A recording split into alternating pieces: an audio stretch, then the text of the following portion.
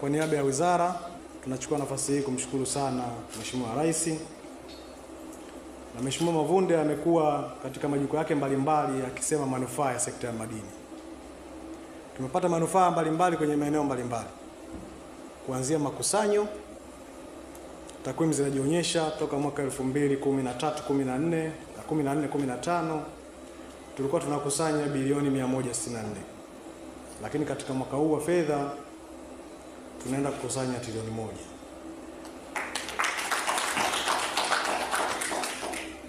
Sio mafanikio madogo, ni mafanikio makubwa sana.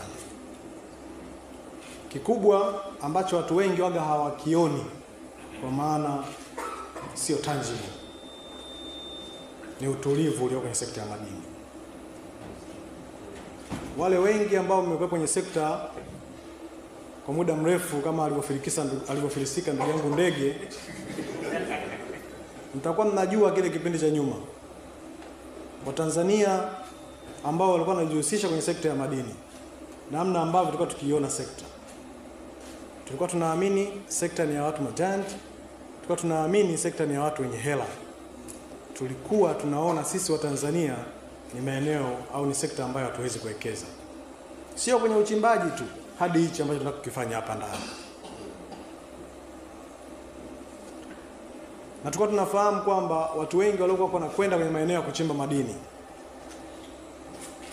walikuwa wakifukuzwa, si ndio? Ni kwa sababu gani? Maeneo yote ambayo ni potential, kutokana kwamba sekta ya madini ina historia, maeneo yenye potential yalikuwa tayari yana license.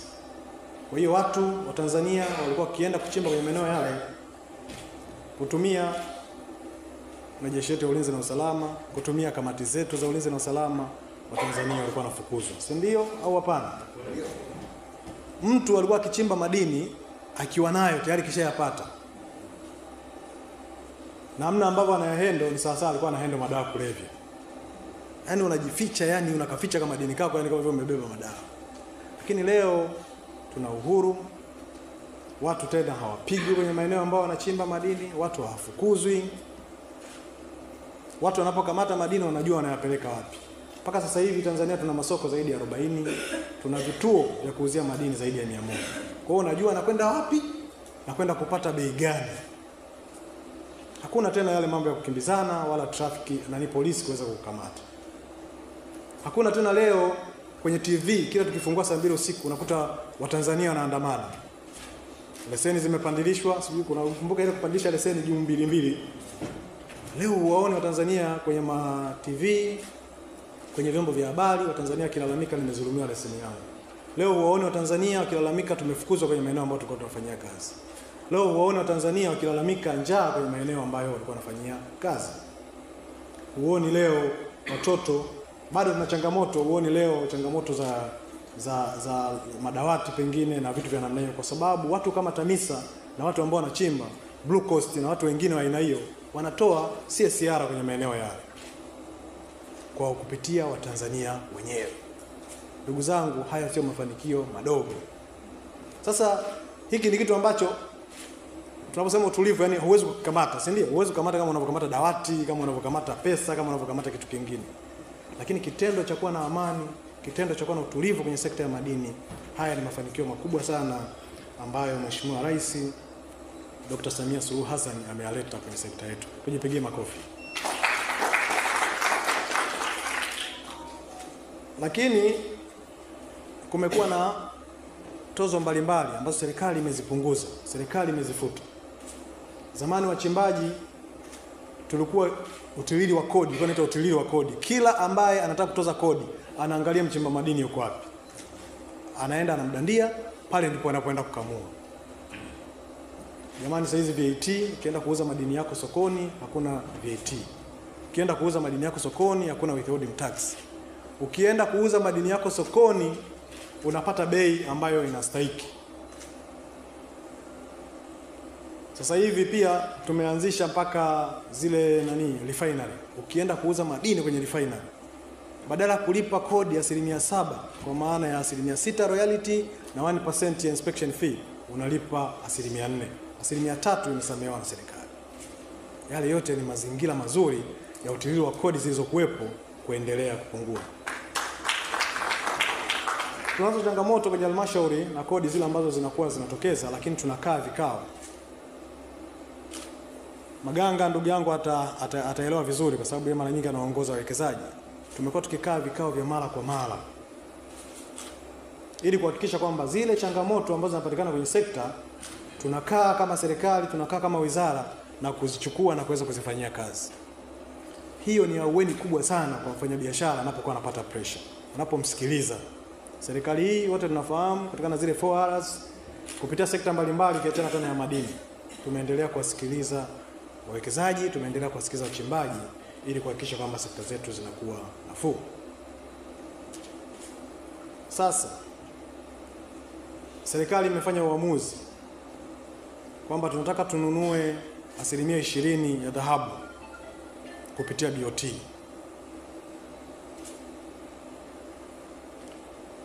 Mpaka sasa hivi tumeshanunua takriban tani 4 za dhahabu kupitia BOT. Serikali ina tani 4 ya dhahabu. Katika 10 bora za Afrika, nchi ya kwanza ni Algeria ina 164 tani. Nchi ya kwenye 10 bora ya mwisho ni Botswana ina 3.2 nadhani. Sisi kuanzia Oktoba mwaka jana mpaka mwezi wa 5 tuna tani 4.